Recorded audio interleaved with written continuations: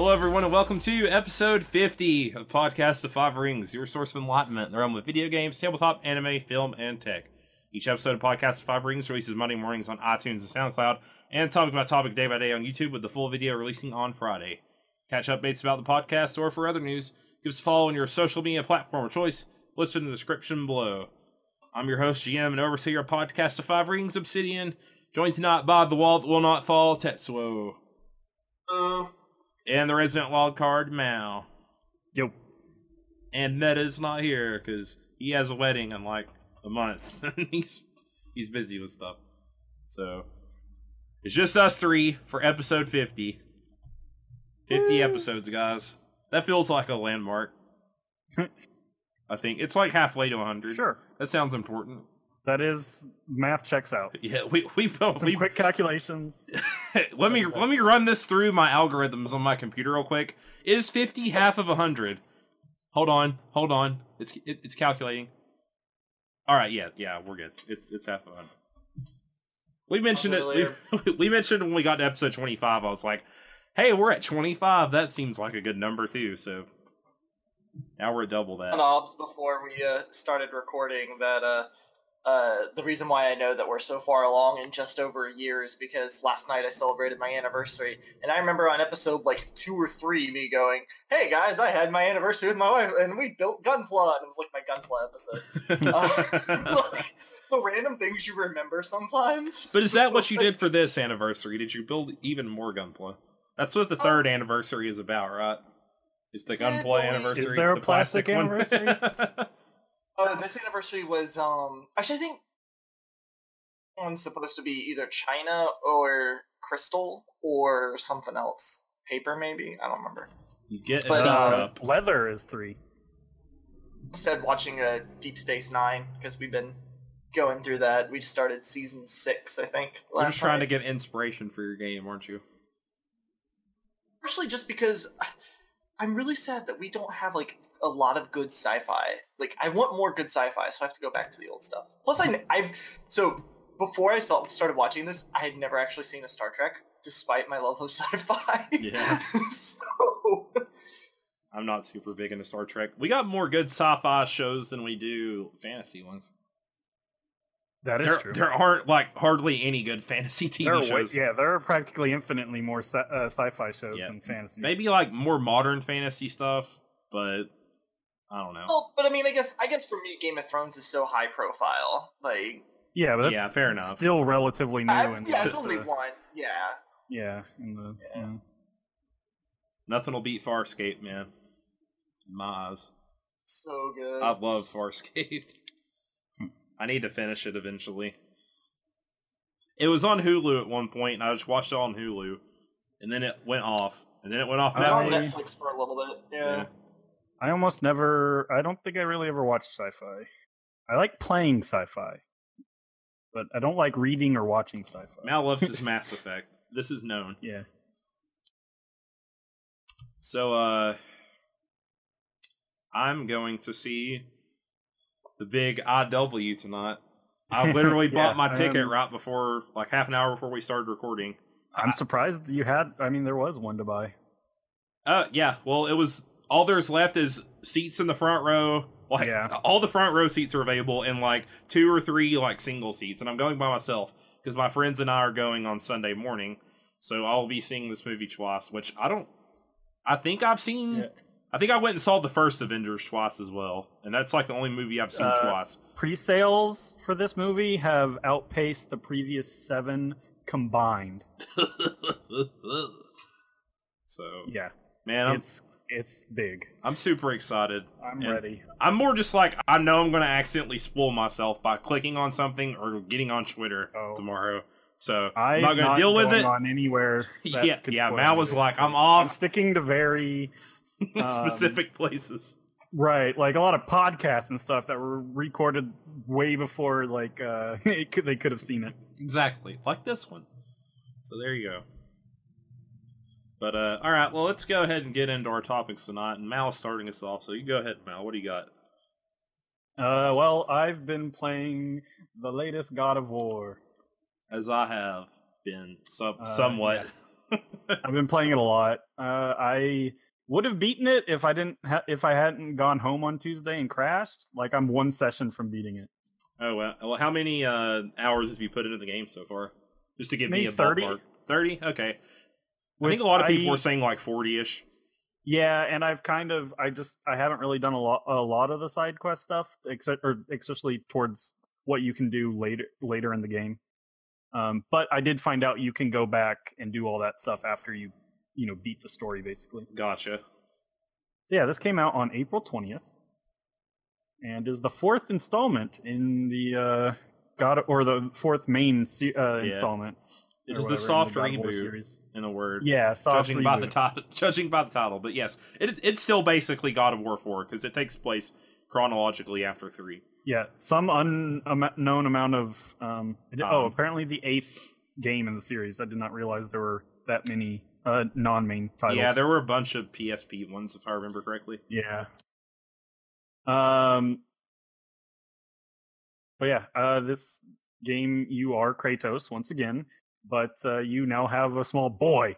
Boy. Boy. Must be said that way.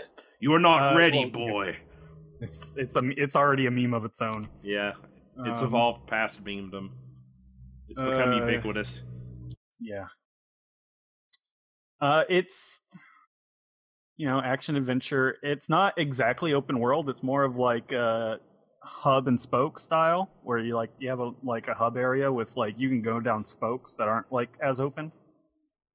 Is kind of how I thought, or it seems. Yeah, I'm guessing that's where I am right now. Is the spoke? Yeah, the hub, they kind of said, or I think they've said they took specifically inspiration from Bloodborne and with a hub area. But yeah. And the and the same thing with some of their level design, because you'll open up shortcuts and stuff as you explore. Mm-hmm. This time, yeah, so you're in the Scandinavia world or whatever, because now you've got Norse mythology stuff happening around you. Yep. Yeah, you're dad of war now. The journey to spread your wife's wife, I guess, or the mother of your boy. Yeah. I don't know if they said they were married. Yeah. Her ashes on the highest point or whatever. So you're going to a mountain, which is a great setup to the game, in my opinion. Yes, it works really well in that it's not it's an important mission, but it's not super time sensitive. It's personal. It's a personal mission. Right. It's not not to say that his quest for vengeance before wasn't personal. Right. He had reason to want to kill Ares and stuff. But this is more like a low-key personal. He's just like, all right, Atreus's mother is dead. We've burnt her. This is not really spoilers. This happens in the first 5 minutes of the game. We burnt her. We have to take her ashes up on top of this mountain where she wanted to be spread. Her ashes spread, and that's the whole catalyst for stuff. Basically, the plot of the game. Yeah, it lets you know right off the bat what kind of story it's going to tell. A more personal one. And mechanically, it's also it gives you an excuse why you can just go off and do side quests too. But it's a lot. I've never played any God of War game, actually. This is my first. I've seen people play parts of others, and I've read through the synopsis, so I know the legends of Kratos basically. And to my understanding, there's not much character before. Character growth and whatnot is not really a thing in the previous ones as much. Mm-hmm. This one's a lot more of a character-driven story. The story in the first game, it was just it's almost reversed, because we have a fun arcadey kind of gameplay. What story would suit this gameplay? Whereas this is more what kind of gameplay would suit the story for God of War 4. Yeah, and this one, what was I going to say? Oh yeah, it's very cinematic. The camera never leaves Kratos. That was actually something the director had to sell people on working on it. like it never, like the camera is always on Kratos. It never cuts away. I didn't even notice that so far. Yeah. He never, like, as part of the actual gameplay, like it never like shoots, like looks somewhere else and then comes back or whatever. Kratos is always in the shot. And you have a companion now. Those are like the two big parts of the game that almost didn't happen, I guess. Basically, the director had to like fight for both of those things. Yeah, I've got my theories on why that's so important to him, but well, they tried. He ended up having like to do like his due diligence. He like went through and like this like figured out what the game would be without Atreus.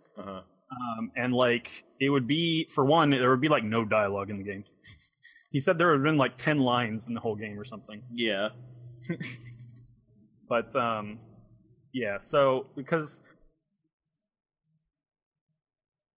Atreus ends up being a lot of things, but he makes a good audience stand-in for asking questions, like, you know, like so that there's someone like to rebound off of, even, and like figure out like what's going on, or, you know, explaining the lore and stuff. Even I think the best part about him is that he isn't like an escort mission the whole game. He doesn't take damage. You don't have to worry about it.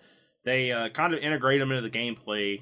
He ends up being very helpful. Yeah, he'll like jump on enemies and stun them a little bit. You can have him shoot at locations on some of the monsters. He ends up being quite like good for crowd control and stuff as you unlock more stuff in the game. You can use him to just like there's a when you find they added like RPG elements to it. You get XP. Yeah, pretty cool. You buy skills, skill trees, like your stuff has stats. It's I mean, it's been, I don't know. It's, some people don't like it, but I think mostly people seem to be on board. I like that stuff. Right. No shock that we like RPG elements. Yeah, exactly. What? But in the skill tree, you can see like he has 2 arrow skills locked, and they're both story unlocks. And then like as you unlock those, he gets like just so much more useful. Yeah, that's what I'm going to dump my XP into, because I just unlocked the first one for him. Oh yeah, I am so close to the end. I have every tree filled. And I have not done a lot of like grinding either, which is nice. Okay, well, that's good. I haven't really done any. Like I haven't done any. I've done a few of the side quests. Side quest stuff. I did some at the start, like so there's not very many NPCs in this game, but the ones that are there, I like the dwarves. Yeah, I like them a lot. And that's like the main side quests are all through the NPCs, and then they've got little ones like they've got labors, which I assume is a reference to like the labors of Hercules or whatever. Yeah. But which is like, you know, kill so many enemies this way or this type or whatever. Hunts, basically. But like the actual side quests are like NPC focused, and they're, I think, really well done. Yeah, I haven't got to do too many of them. Go on, Tets. Sorry. I was gonna say that the labors, they're more like your in-game achievements that a lot of games have sort of like it's like filling the bestiary and stuff. Yeah, there's like lore stuff that you can find that'll. Yeah, there are quite a bit of like collectibles. Not like Ubisoft level, I would say. No, it's not, because it's not an open world really either. Right, not as open world or whatever. The most I think is there's one in particular that's like do this thing 51 times or whatever. That's the highest number. Kill Odin's ravens. Yes. But yeah, so I quite like the story myself. I am super into Norse mythology. I kind of hate Greek mythology. At least it's my like least favorite. Of all most of the pantheons, basically. Yeah. It just kind of like you kind of see it everywhere. Yeah, exactly. You like at least more than any others. Though I was wondering, do you think which one's second? Is it Norse or Egyptian? Norse or Egyptian? Like that was gonna be my answer. Like I think it's Egyptian at this point.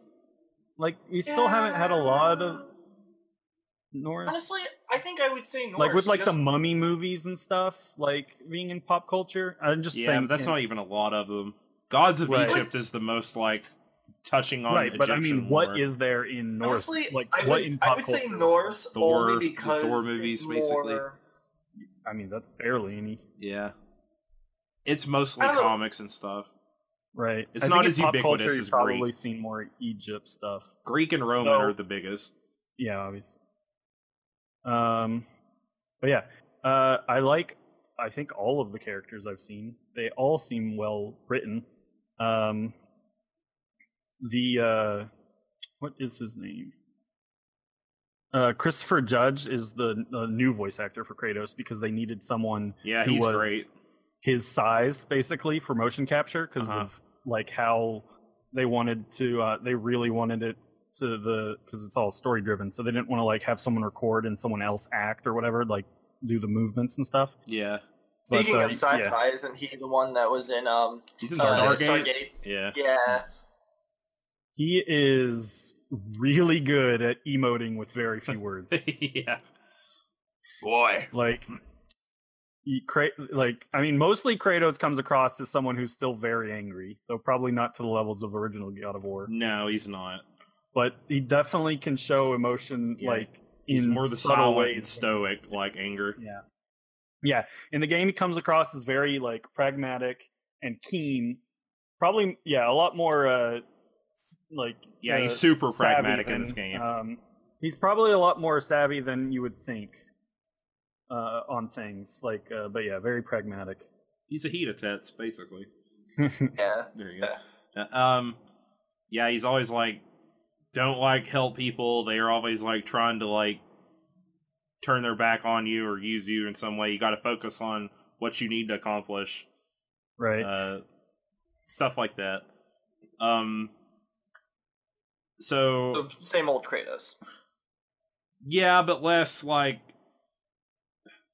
would argue first Kratos is more like a Matsu probably in his anger levels, and this is more like heat anger. Not Berserker rage. I mean, he has those moments.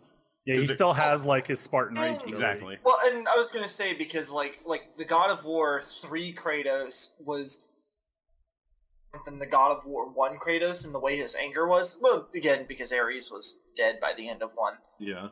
But I would say he gets definitely more Hida Berserker than Matsu Berserker by the end of God of War 3, so... Yeah.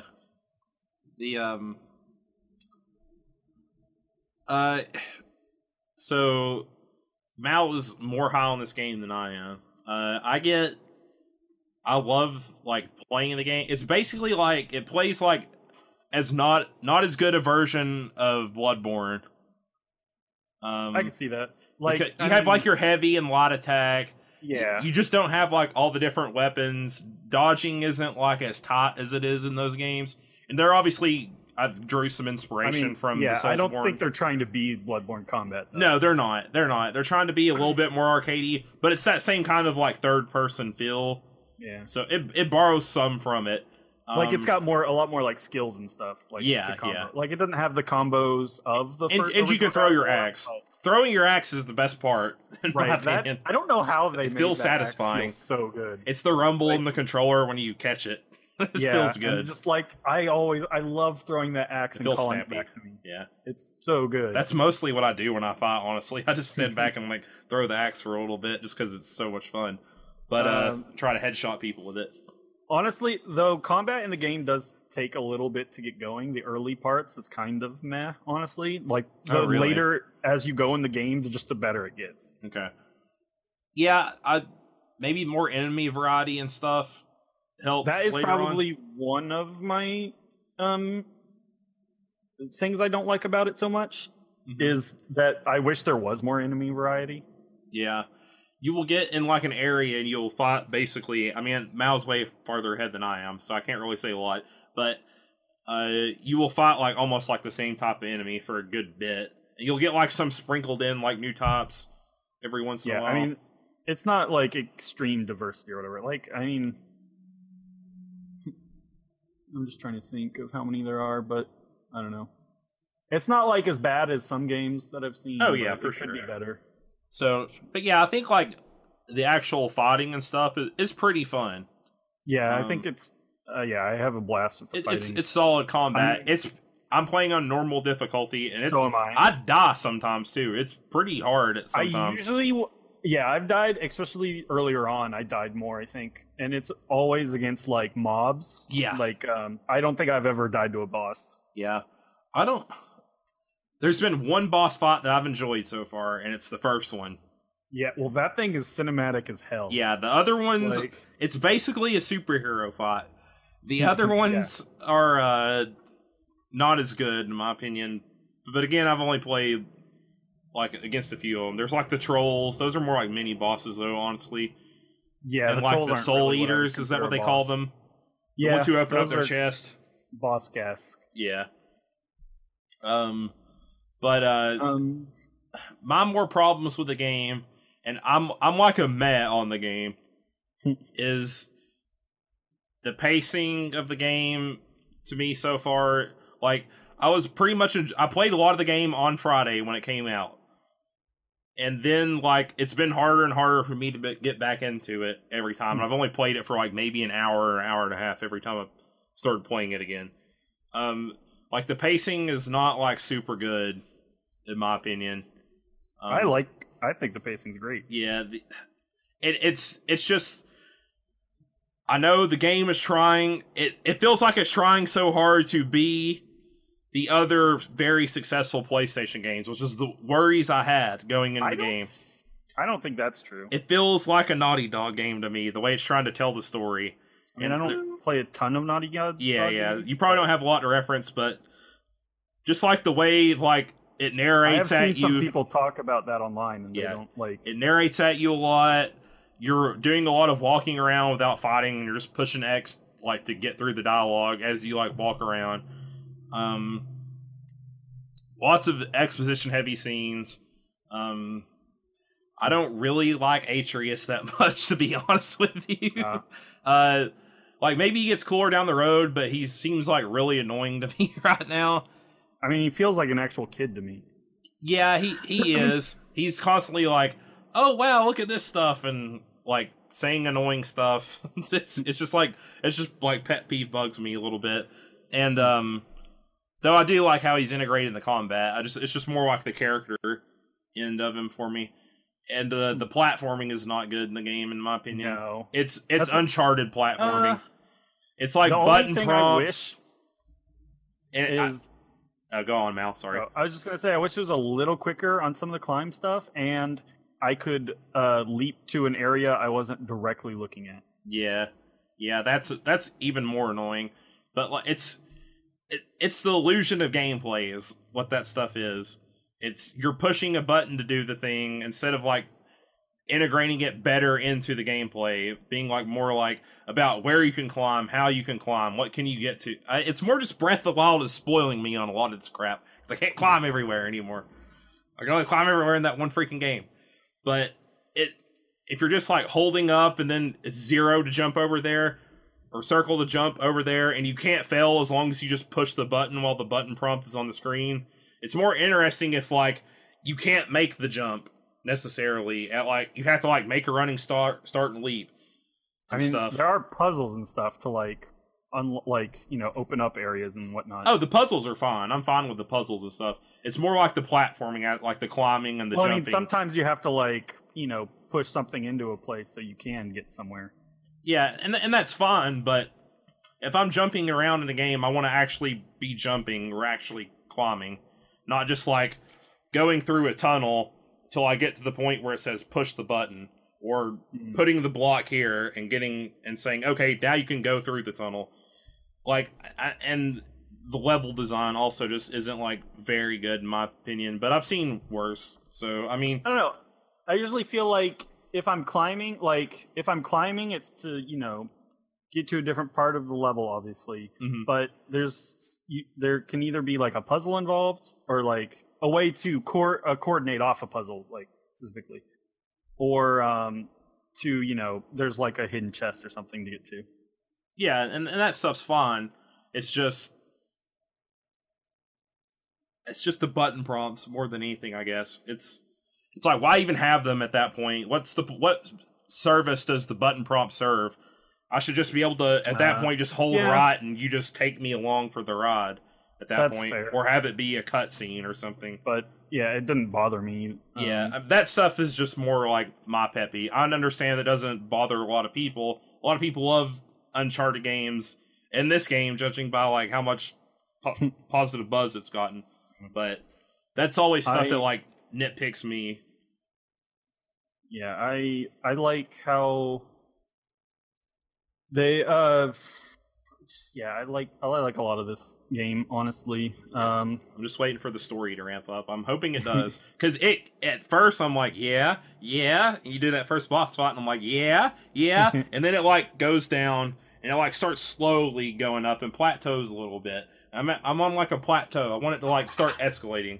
I want to do some more stuff with the Norse gods and stuff like that. I see. Yeah, you'll get there. I like. I think I will. It's just about getting there. Yeah, I like I like what they've done with Norse mythology and incorporating a lot of stuff. Like you eventually unlock a source of information that I think is very like cleverly done.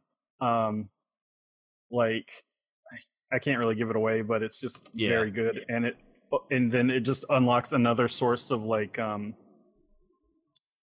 explaining the like stories of Norse mythology, because there's like you can find these I can't remember what they're called, triptychs, I think they're like. You're talking about like the cabinet things. Yeah, you open them and it's like some lore about the giants from Jotunheim, and then later you get like Thor and the serpent and stuff. Yeah. And later you get like something that will expand upon those. That it'll go back and like expand on the whole story that you've already found. And then like you've got Dwarven brothers. Yeah, the brothers are cool. They're my favorite characters so far. My least favorite is the Wicked Witch of Exposition. I actually like her. Maybe she gets better, but so far she's just shown up and gave me exposition. Yeah. I like Norse, cosmology or whatever, like in general. I do too. Multi realms and stuff, and then I also like, from a metaphysics standpoint, with when you have multiple mythologies that are true, like because you have the Greek mythology. It's cool. And then now it's Norse. Like usually it's an urban fantasy though, like the Iron Druid Chronicles or American Gods, kind of. They're not exactly real. They're more belief given life or whatever. Or like the Alchemist Young Adults series. I've just always liked that sort of thing where you get multiple mythologies mixing. Yeah, it's cool to see how they interact and stuff. This is also a very Tets game as well. I'm sure it probably is. This is for me like the more fun to play version of Horizon Zero Dawn, in my opinion. That is a more Tets game, but this is also a Tets game that I feel like Tets would enjoy eventually. I love the God of War games. So one of the things I love about the game, but you guys haven't touched on it, and I haven't looked into it at all. Did they take away the QuickTime events? Yes. I loved that about the series. I really. So yeah, I mean, it's kind of the series that made them a thing. Yeah. Which I think it's a very interesting choice to basically have none of them. Yeah. You'll still have like button prompt stuff every once in a while. Like you'll have to like mash stuff, but it's not like a fail or not fail thing. Well, yeah. You'll like end up taking more damage or something. Yeah. They still have made cinematic fights without needing QuickTime events, though. Yeah, well, the reason why I liked them was because you felt like you were testing your own reflexes, and by testing your own reflexes and having the adrenaline based off of your own reflex reactions, to me it felt like it pulled you into that moment a little bit more. And so that's the only reson why I kind of... I can see that. I'm sure you can up the difficulty, and then you'll need a lot better reflexes for the fights. Yeah. Like, apparently pairing becomes a lot more important at higher difficulty.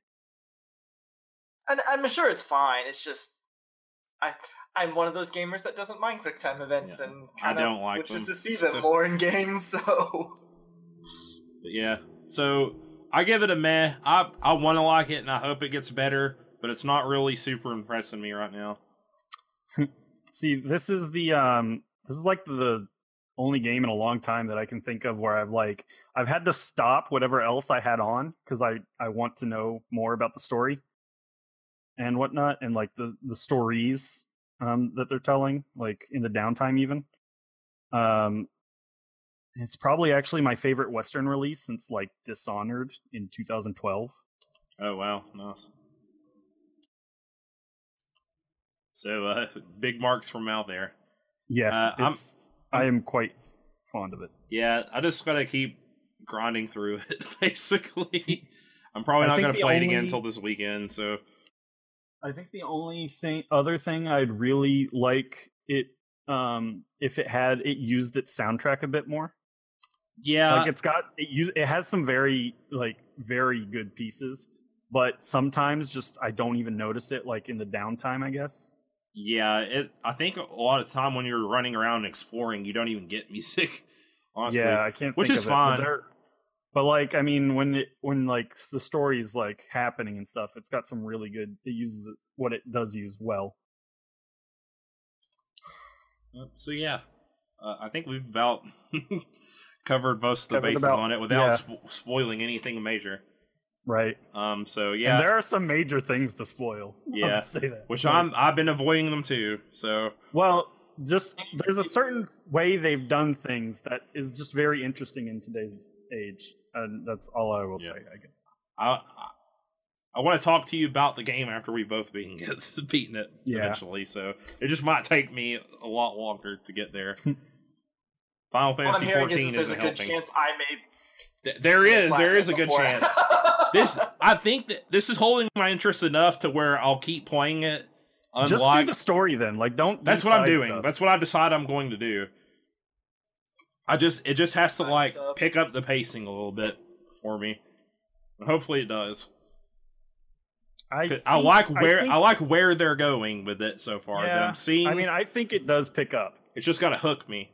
It has a hook. The first part hooks me, but then I got loose. I wiggled out. I'm like that slimy little fish that just gets away, breaks your line. I do think the story picks up after the area you're in. That's good to hear. A bit, at least. Yeah, like there's a whole thing that happens. I thought it was going to because the Witch of Exposition gives you an exposition on why you need to do what I'm doing at that point in the game, and then she kind of goes away. I'm like, okay, maybe she won't show up again for a little bit, and I can just keep, I go the next place, and then the next one, and then the next one, and they'll, keep going. Which, do you get what I'm going at? Does that happen a little bit? I don't think it happens the way you're thinking it's gonna happen, but... Gotcha. Well, yeah, so... Maybe it does. And Tets went AFK, and he's up next, so we're going to stall a little bit and talk about some more God of War. I'm back. Sorry, I'm back. Okay, you're back. All right. Just in no time.